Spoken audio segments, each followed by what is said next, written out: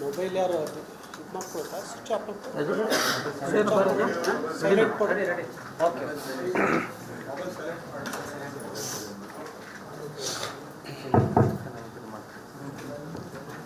Mic ಬೇಕಾ ಬೇಡವಾ?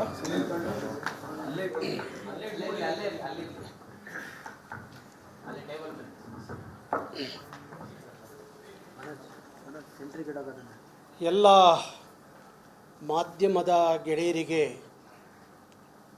ಕರ್ನಾಟಕ ರಕ್ಷಣಾ ವೇದಿಕೆಯ ಕೇಂದ್ರ ಸಮಿತಿಯ ಪರವಾಗಿ ಈ ಮಾಧ್ಯಮ ಗೋಷ್ಠಿಗೆ ನಿಮ್ಮನ್ನೆಲ್ಲರನ್ನು ಸ್ವಾಗತ ಮಾಡ್ತಾ, 26 ವರ್ಷಗಳ ನಿರಂತರವಾದಂಥ ಕರ್ನಾಟಕ ರಕ್ಷಣಾ ವೇದಿಕೆಯ ಹೋರಾಟವನ್ನು ನಾಡಿನ ಕೋಟಿ ಕೋಟಿ ಜನರ ಮನೆಗಳಿಗೆ ತಗೊಂಡು ಹೋದಂಥದ್ದು ನನ್ನ ಎಲ್ಲ ಮಾಧ್ಯಮದ ಗೆಳೆಯರು, ಎಲ್ಲ ಮಾಧ್ಯಮಗಳು, ಅದರಲ್ಲೂ ವಿಶೇಷವಾಗಿ ಕರ್ನಾಟಕದ ಮಾಧ್ಯಮದ ಎಲ್ಲ ಗೆಳೆಯರಿಗೆ ಅದಕ್ಕಾಗಿ ವಿಶೇಷವಾಗಿ ಅಭಿನಂದಿಸ್ತೇನೆ. ಬಹುಶಃ ನಾನು ಹೋದ ಡಿಸೆಂಬರ್ 27 ಅದರ ಹಿಂದೆ ಒಂದು ಮಾಧ್ಯಮದ ಗೋಷ್ಠಿಯನ್ನು ಇಲ್ಲೇ ಈ ಹೋಟ್ಲಲ್ಲೇ ಕರೆದಿದ್ದೆ. ಆಗ ನಿಮಗೆಲ್ಲರಿಗೂ ಸಹ ನಿಮ್ಮ ಜೊತೆಯಲ್ಲಿ ಮಾತಾಡುವಾಗ ಆ ಡಿಸೆಂಬರ್ 27 ಹೋರಾಟ ಬಹುಶಃ ಕರ್ನಾಟಕದ ಇತಿಹಾಸದಲ್ಲಿ ಸರ್ಕಾರಗಳು ಒಂದು ಕಾಯ್ದೆಯನ್ನು ಮಾಡುವ ಮಟ್ಟಕ್ಕೆ ನಾವು ಆ ಹೋರಾಟವನ್ನು ತಗೊಂಡು ಹೋದವು. ಅದರ ಪರಿಣಾಮವಾಗಿ ನಾನು 16 ದಿವಸ ಜೈಲುವಾಸವನ್ನು ಅನುಭವಿಸಿದೆ. 16 ಕೇಸುಗಳನ್ನು ಸಹ ನನ್ನ ಮೇಲೆ ಸರ್ಕಾರ ಹಾಕ್ತು. ಆದರೂ ಸಹ ಅವತ್ತಿಂದ ಇವತ್ತರೆಗೂ ಸಹ ಯಾವುದಕ್ಕೂ ಕುಗ್ಗದೆ ಜಗ್ಗದೆ ಕರ್ನಾಟಕ, ಕನ್ನಡಿಗ, ಕನ್ನಡ ಅನ್ನುವ ವಿಚಾರದಲ್ಲಿ ಯಾರ ಜೊತೆಯಲ್ಲೂ ರಾಜಿ ಮಾಡಿಕೊಳ್ಳಿಲ್ಲ, ರಾಜಿ ಮಾಡಿಕೊಳ್ಳೋದೂ ಇಲ್ಲ. ಇವತ್ತು ಕರ್ನಾಟಕದ ಪ್ರಮುಖವಾದಂಥ 3 ಸಮಸ್ಯೆಗಳನ್ನು ಕುರಿತು ನಾನು ಮಾತಾಡಬೇಕು ಅನ್ನೋ ತೀರ್ಮಾನವನ್ನು ಮಾಡಿರುವಂಥದ್ದು. ಈ 3 ವಿಚಾರಗಳು, ಒಂದು ಕಡೆ ಕರ್ನಾಟಕ, ಮತ್ತೊಂದು ಕಡೆ ಕರ್ನಾಟಕದ ಭಾಷೆ ಕನ್ನಡ, ಮತ್ತೊಂದು ಕಡೆ ಕರ್ನಾಟಕದ ನೆಲದ ಮಕ್ಕಳು ಕನ್ನಡಿಗರ ಬದುಕು. ಈ ಮೂರು ವಿಚಾರಗಳನ್ನು ಇಟ್ಕೊಂಡು ನಾನು ಮಾತಾಡಲಿಕ್ಕೆ ಇವತ್ತು ನಿಮ್ಮನ್ನೆಲ್ಲರನ್ನ ಇಲ್ಲಿ ಬರಮಾಡಿಕೊಂಡಿದ್ದು. ಕರ್ನಾಟಕದಲ್ಲಿ ಏನು ಉತ್ಪಾದನೆ ಆಗುತ್ತೆ,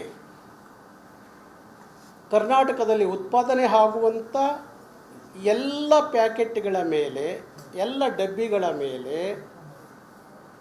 ಕರ್ನಾಟಕಕ್ಕೆ ಬರುವಂಥ ಎಲ್ಲ ಪ್ರಾಡಕ್ಟ್ಗಳೇನಿದ್ದಾವೆ ಆ ಎಲ್ಲದರ ಮೇಲೆ ಕನ್ನಡವನ್ನು ಬಳಸಬೇಕು, ಕನ್ನಡವನ್ನು ಕಡ್ಡಾಯವಾಗಿ ಬಳಸಬೇಕು ಅನ್ನುವ ವಿಚಾರವನ್ನು ಕರ್ನಾಟಕ ರಕ್ಷಣಾ ವೇದಿಕೆ ಇವತ್ತು ಒಂದು ವರ್ಷಕ್ಕೆ ಸಾವಿರಾರು ಹೊಸ ಪ್ರಾಡಕ್ಟ್ಗಳು ಬರ್ತವೆ. ಇಲ್ಲೇ ಉತ್ಪಾದನೆ ಆಗ್ತವೆ, ಇಲ್ಲ ಬೇರೆ ಬೇರೆ ರಾಜ್ಯಗಳಲ್ಲಿ ಉತ್ಪಾದನೆ ಆಗಿ ಕರ್ನಾಟಕ ರಾಜ್ಯಕ್ಕೆ ಬರ್ತವೆ. ಆ ಉತ್ಪಾದನೆ ಆಗಿ ಬರುವಂಥ ಪ್ಯಾಕೆಟ್ಗಳ ಮೇಲೆ ಇಂಗ್ಲೀಷ್ ಇರುತ್ತೆ, ಹಿಂದಿ ಇರುತ್ತೆ, ಆದರೆ ಕನ್ನಡ ಇರಲ್ಲ. ಇವತ್ತು ನೀವೆಲ್ಲ ದಿನಪತ್ರಿಕೆಯನ್ನು ಗಮನಿಸಿದಿರಿ ಅಂತ ಹೇಳಿ ನಾನು ಭಾವಿಸ್ತೀನಿ.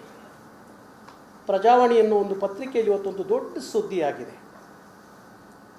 ಮೆಡಿಕಲ್ ಮಾಫಿಯಾ ಎಷ್ಟರ ಮಟ್ಟಿಗೆ ಕೆಲಸ ಮಾಡ್ತಾ ಇದೆ ಅನ್ನೋದಕ್ಕೆ ಅನೇಕ ಔಷಧಿಗಳು ಇವತ್ತು ಯಾವ ಉತ್ಪಾದನೆ ಆಗುವಂಥ ಆ ಉತ್ಪಾದನೆ ಮಾಡುವಂಥವರ ಹೆಸರಿನಲ್ಲೇ ಬರುವಂಥ ಪ್ರಾಡಕ್ಟ್ಗಳೇನಿದ್ದಾವೆ ಅವು ಯಾವುದ್ರ ಮೇಲೂ ಸಹ ಕನ್ನಡ ಇಲ್ಲದೆ ನಮ್ಮ ಜನಕ್ಕೆ ಅದು ಗೊತ್ತಾಗದೆ ಬರೀ ಇಂಗ್ಲೀಷ್ನಲ್ಲಿ ಹಿಂದಿಯಲ್ಲಿ ಇದ್ದ ಕಾರಣ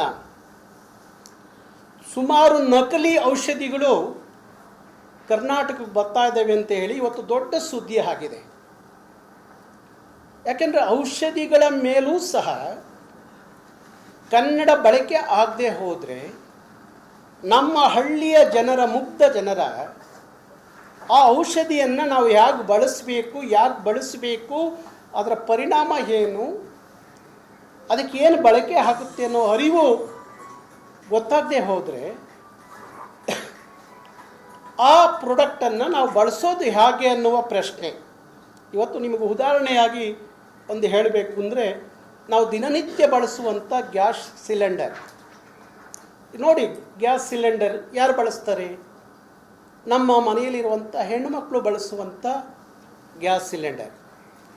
ಅದರಲ್ಲಿ ಹಿಂದಿ ಇರುತ್ತೆ, ಇಂಗ್ಲೀಷ್ ಇರುತ್ತೆ. ಯಾವುದೇ ಕಾರಣಕ್ಕೂ ಅದರ ಮೇಲೆ ಕನ್ನಡ ಬಳಕೆ ಆಗಿರೋದಿಲ್ಲ. ಇವತ್ತು ಒಂದು ಗ್ಯಾಸ್ ಸಿಲಿಂಡರ್ನ ಹೇಗೆ ಬಳಸಬೇಕು ಅನ್ನೋದನ್ನ ಗೊತ್ತಾಗಬೇಕು ಅನ್ನೋದಾದರೆ ಅದರಲ್ಲಿ ಕನ್ನಡದಲ್ಲಿ ಮುದ್ರಿತವಾದರೆ, ಕನ್ನಡದಲ್ಲಿ ಇದ್ದಿದ್ದೇ ಆದರೆ ಆ ಹೆಣ್ಣು ಮಕ್ಕಳಿಗೆ ಗೊತ್ತಾಗತ್ತೆ. ಇಲ್ಲದೆ ಹೋದರೆ ಅದರಿಂದ ಯಾವ್ಯಾವ ಪರಿಣಾಮ ಬೀರುತ್ತೆ ಸರಿಯಾಗಿ ಬಳಸದೆ ಹೋದರೆ ಅನ್ನುವ ಅರಿವನ್ನು ಮೂಡಿಸದೆ ಹೋದರೆ ನಾಳೆ ದಿವಸ ಅದರಿಂದ ಭಾರಿ ಕೆಟ್ಟ ಪರಿಣಾಮಗಳು ಬೀರುತ್ತವೆ. ಇದು ಒಂದು ಉದಾಹರಣೆ ಹಾಗೆ ಹೇಳಿದೆ. ಇವತ್ತಿಲ್ಲೆಲ್ಲ ಈ ಪ್ರಾಡಕ್ಟ್ಗಳನ್ನು ನೋಡ್ತಾ ಇದ್ದೀರಿ. ಬಹುಶಃ ಕರ್ನಾಟಕದೊಳಗಡೆ ನಂದಿನಿ ಬಿಟ್ಟರೆ ಇನ್ಯಾರೂ ಕನ್ನಡವನ್ನು ಬಳಸಲ್ಲ. ನಂದಿನಿ ಒಂದರಲ್ಲಿ ನಾನು ನೋಡಿದ ಮಟ್ಟಿಗೆ ನಂದಿನಿ ಒಂದರಲ್ಲಿ ಕನ್ನಡ ಬಳಕೆ ಆಗುತ್ತೆ. ಅದು ಬಿಟ್ಟರೆ ಇಲ್ಲಿ ಕೆಲವಷ್ಟೇ ಪ್ರಾಡಕ್ಟ್ಗಳು ಇಲ್ಲಿಟ್ಟಿದ್ದಾರೆ. ಈ ಥರ ಸಾವಿರಾರು ಉತ್ಪಾದನೆ ಆಗಿ ಬರುವಂಥ ಅದರ ಮೇಲೆ ಯಾವುದೂ ಕಾರಣಕ್ಕೂ ಕನ್ನಡವನ್ನು ಬಳಸೋದಿಲ್ಲ. ನಮಗೆ ಗೊತ್ತಾಗಬೇಕು. ಮೊಬೈಲ್ ಯಾರು ಮಕ್ಕಳು ಸ್ವಿಚ್ ಆಫ್ ಸೈಲೆಂಟ್ ಕೊಡಿ. ಓಕೆ,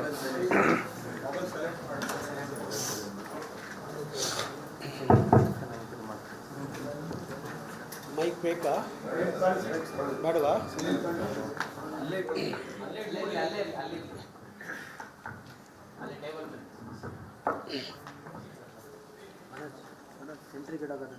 ಎಲ್ಲ ಮಾಧ್ಯಮದ ಗೆಳೆಯರಿಗೆ ಕರ್ನಾಟಕ ರಕ್ಷಣಾ ವೇದಿಕೆಯ ಕೇಂದ್ರ ಸಮಿತಿಯ ಪರವಾಗಿ ಈ ಮಾಧ್ಯಮ ಗೋಷ್ಠಿಗೆ ನಿಮ್ಮನ್ನೆಲ್ಲರನ್ನು ಸ್ವಾಗತ ಮಾಡ್ತಾ, 26 ವರ್ಷಗಳ ನಿರಂತರವಾದಂಥ ಕರ್ನಾಟಕ ರಕ್ಷಣಾ ವೇದಿಕೆಯ ಹೋರಾಟವನ್ನು ನಾಡಿನ ಕೋಟಿ ಕೋಟಿ ಜನರ